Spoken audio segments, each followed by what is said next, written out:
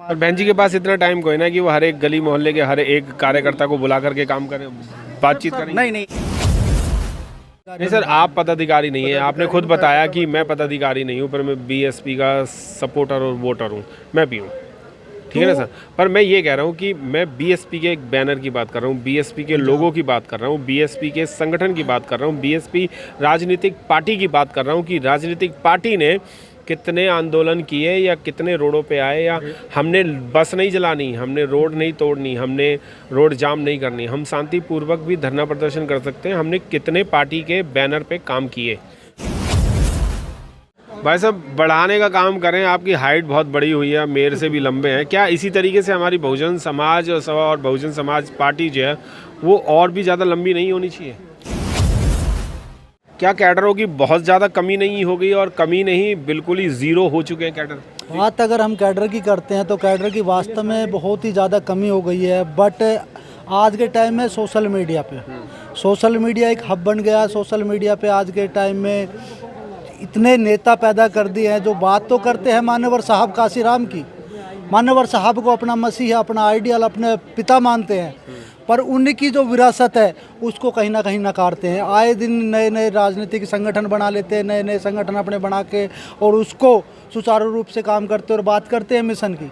मैं उन सभी से ये कहना चाहूँगा, सभी को, अगर मान्यवर साहब की अगर बात करते हैं तो मान्यवर साहब की विचारधारा को और मान्यवर साहब की बनाई हुई पार्टी का अच्छी तरह से देखकर और उसको सहयोग करें, उसको आगे बढ़ाने का काम करें। बिल्कुल भाई साहब, बढ़ाने का काम करें। आपकी हाइट बहुत बड़ी हुई है, मेरे से भी लंबे हैं। क्या इसी तरीके से हमारी बहुजन समाज और बहुजन समाज पार्टी जो है वो और भी ज़्यादा लंबी नहीं होनी चाहिए? जैसे हमारा समाज बड़ा है वैसे हमारी पार्टी काफ़ी बड़ी होनी चाहिए। जिस हिसाब से हम 85% लोग काम कर रहे हैं, इसमें 85% लोग काम नहीं कर रहे, इसमें मेरे हिसाब से लगता है 2% लोग ही काम कर रहे हैं जी। जिस हिसाब से हमारा मूवमेंट चल रहा है। वैसे हमें बहन जी के जो हमारे महापुरुषों ने विचारधारा जो बढ़ा रखी है, जैसे हम जो अलग अलग संगठन बना के बैठे हुए हैं, हमें सभी एक स्टेज पे आना होगा, तभी हमारी ताकत बड़ी होगी। और हम अपनी पार्टी स्टेज पे आने के लिए तो सभी तैयार हैं, पर आएंगे कैसे? सब में अपनी नाक ऊंची करने की बात है, अपनी पगड़ी ऊंची बांधने की, अपनी चौधराहट करने की आदत बन चुकी है, तो कैसे आएगा? कोई भी एक दूसरे की बात सुनने को तैयार नहीं है। सर, सबसे पहले तो उनको अपना घमंड नीचे करना पड़ेगा, क्योंकि हमारे ऊपर हमारी बहन जी है। हमें एक ही झंडे के नीचे काम करना है और हम एक मिशन के लिए काम कर रहे हैं, तो इसलिए हमें, अगर विचारधारा हमारी एक है तो हमें एक झंडे के नीचे आना ही पड़ेगा। इसके लिए हमें जो हमारे संगठन जितने भी पदाधिकारी हैं उनको सबको एक। आपका झंडा कौन सा है? हमारा नीला झंडा है। नीले झंडे में तो आजाद समाज पार्टी का जो झंडा है वो हमारा झंडा है। अच्छा, बहुजन समाज जी जी, हाथी निशान जी। अनिल भाई साहब, मैं आपसे भी एक बात और पूछना चाहूँगा कि समाज में कोई एकजुट नहीं हो रहा। जैसे भाई साहब ने कहा कि एक बैनर पे या एक मंच पे हमें आने की ज़रूरत है। क्या बहन जी को बाहर आने की ज़रूरत नहीं है? जब तक बहन जी बाहर नहीं आएंगी ये लोग सब इकट्ठे नहीं हो पाएंगे। बाहर आने की बात कर रहे हैं आप, किस तरीके से बाहर आना चाहते हैं? जो भी आंदोलन हो रहे हैं, जितने भी कार्यकर्ता काम नहीं कर रहे हैं, कम से कम उनके कान के नीचे ना बजाएं, कम से कम उनको एक बढ़िया तरीके से एक डांट तो खिला सकती हैं। आज बहुजन समाज पार्टी के सुप्रीमो आदरणीय बहन जी हैं। इससे पहले मान्यवर साहब काशीराम जी हुआ करते थे।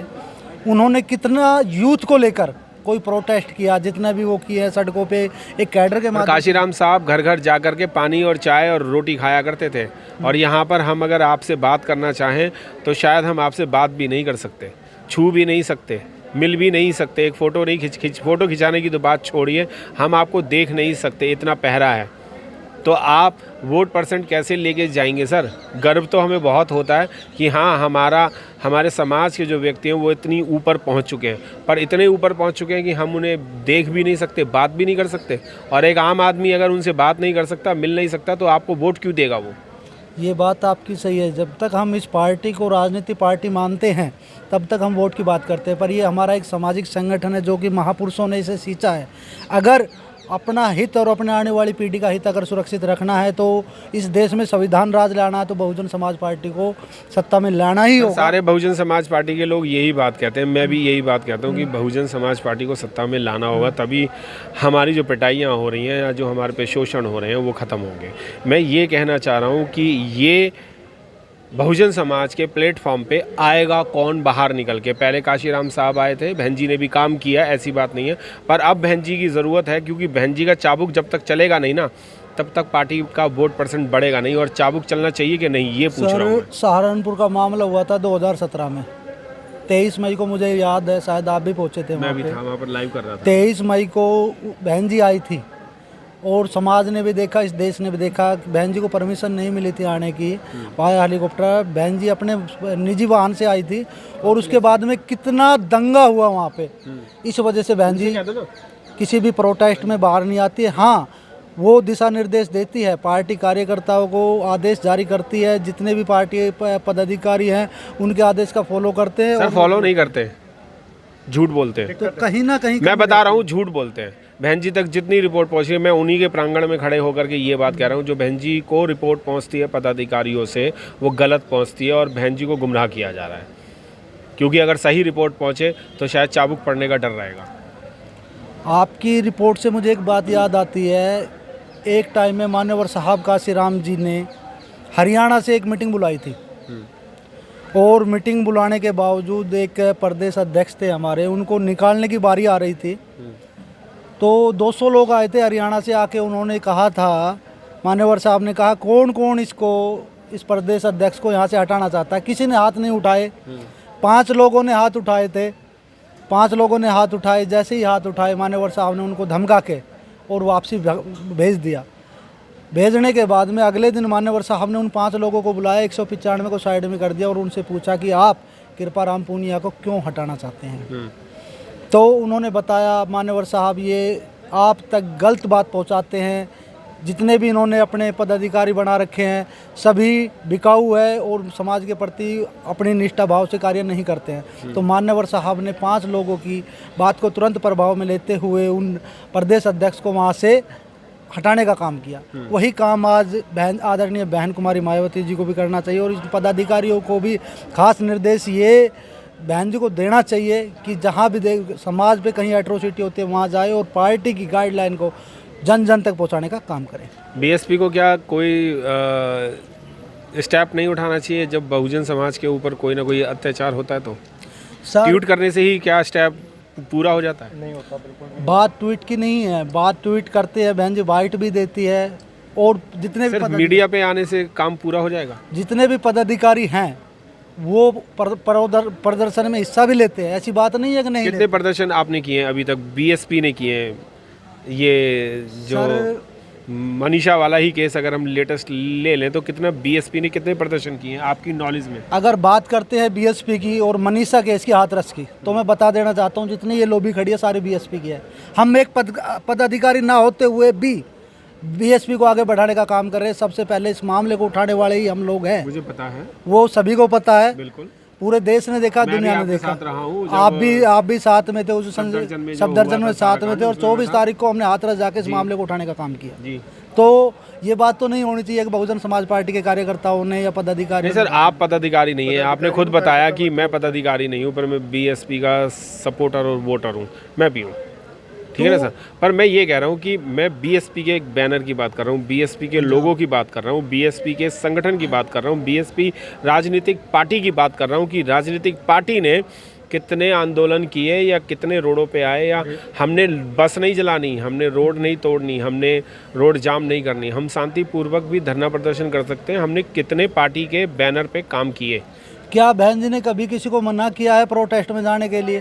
जितने पदाधिकारियों से बात करते हैं वो कहते हैं आदेश नहीं है। बहुत गलत बात है। जितने भी प्रदेश लेवल के कार्यकर्ता यहाँ पे आज के टाइम में मैं की लड़ाई है, प्रभारी है, सचिव है, महासचिव है, अध्यक्ष है, वो सोचते हैं एक से पूछ लिया दूसरे से नहीं पूछा, वो सोचता है कि मेरी नाड़ नीची कर दी उन्होंने पूछ के। उस हिसाब किताब से मैं की लड़ाई चल रही है, हम और आपकी लड़ाई नहीं है। बिल्कुल, जिस समय हम और आपकी लड़ाई होगी, इस देश में नीला झंडा होगा, नीला झंडा का राज होगा, संसद की छाती के ऊपर नीला झंडा लहराएगा। बिल्कुल, संसद की छाती के ऊपर नीला झंडा लहराएगा, पर जब लहराएगा जब ये मैं की लड़ाई ख़त्म होगी।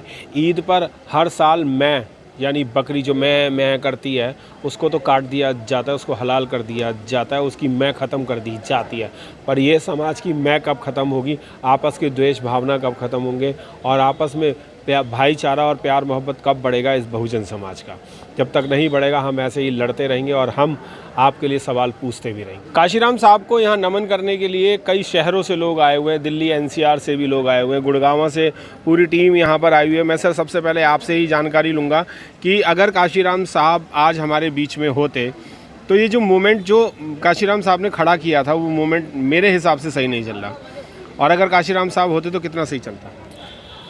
ये तो आप देख ही सकते हैं कि मानवर काशीराम जी के समय में पूरा बहुजन समाज एक तरह से एक मुट्ठी में एक मुट्ठी की तरह एकजुट हो गया था। और जैसे ही मानवर साहब के जाने के बाद खुद हमारा समाज जो समस्त SC ST OBC की बात न करते हुए केवल हम अपने SC वर्ग की बात करें तो वो भी बिखर गया है। और इस तो ये बिखरने का रीज़न भी यही है। नहीं, रीज़न तो एक सबको पता है कि काम ही नहीं कर रहे हैं उसमें, बिल्कुल पैटर्न पे काम नहीं कर रहे। जुड़ेगा कैसे? फिर से बाम सेब को तो मजबूत करना चाहिए। बाम सेब को और बहुजन महापुरुषों की जो विचारधारा पे काम कर रहे हैं, जो मिशनरी लोग हैं, उनको कुछ पावर देना चाहिए बहन जी को, और उस पावर के माध्यम से और कुछ हर तरह के सहयोग और छूट भी देनी चाहिए जी, जिससे उनको पावर मिले और वो जगह जगह जाके मान्यवर साहब एवं समस्त बहुजन महापुरुषों की विचारधारा को आगे फैलाने का काम फैलाएं आप। जी बिल्कुल। आपको क्या लगता है कि बहुजन महापुरुष जो थे उनकी विचारधारा को पहुंचाने की कोशिश नहीं हो रही है क्या? हो रही है सर जो है, लेकिन आज जो हमारे बहुत सारे संगठन हैं एक दिशा में काम नहीं कर रहे हैं, वो अलग अलग दिशा में अलग अलग तरीके से काम कर रहे हैं। वो जो हम चाहते हैं जितने भी संगठन हैं वो एक दिशा में जो बहुजन महापुरुषों की विचारधारा थी उस पर काम करें। और हम अपनी राष्ट्रीय अध्यक्ष बसपा की बहन जी से कहना चाहेंगे सभी जो राष्ट्रीय अध्यक्ष हैं संगठनों के उनको एक बार आमंत्रित करके उन लोगों से बातचीत करें और उनको समझाएं कि किस तरीके से समाज। बहन जी के पास इतना टाइम कोई ना कि वो हर एक गली मोहल्ले के हर एक कार्यकर्ता को बुला करके काम करें, बातचीत करें? नहीं, एक बार बाइट दे दें कि जितने भी संगठन के पदाधिकारी मतलब जो मुख्य पदाधिकारी हैं उनको मीटिंग जैसे जिलाधिकारी जिलाध्यक्षों की लेती हैं बहन जी। मीटिंगें तो सब चीज़ें हो रही हैं, जिला स्तर पे भी हो रही हैं, वार्ड स्तर पे भी हो रही हैं, विधानसभा स्तर पे भी हो रही हैं, लोकसभा स्तर पे भी हो रही हैं। आप कैसे कह रहे हैं कि मीटिंगें नहीं हो रही हैं? अभी भी मेरे को यहाँ पर कई सारे प्रभारियों ने बताया कि मीटिंग तो बहुत सारी हो रही है, कुछ और कमी है जहाँ तक आप नहीं पहुँच पा रहे, जहाँ तक मेरा अनुमान। वो ये पार्टी की मीटिंग्स की आप बात कर रहे हैं, मैं जो ये सामाजिक संगठन के उनकी मीटिंग्स की बात कर रहा हूँ। सामाजिक संगठनों का तो सामाजिक जो संगठन है उनका ठेकेदारी होनी चाहिए ना, ये तो राजनीतिक संगठन है ना। नहीं, तब भी एक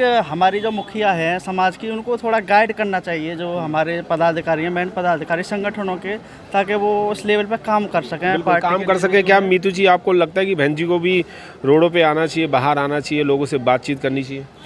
मेरा मानना है जब तक बहन जी बसपा की जो सुप्रीम अध्यक्ष है माननीय बहन जी बाइट दे सकती हैं कि सभी को एक साथ, और कैडर जो माननीय काशीराम जी ने जो कैडर चलाए थे हमें फिर से वो कैडर दोबारा से करने होंगे गांव-गांव गली-गली में, तभी हम इस देश के हुक्मरान बन सकते हैं। जी बिल्कुल।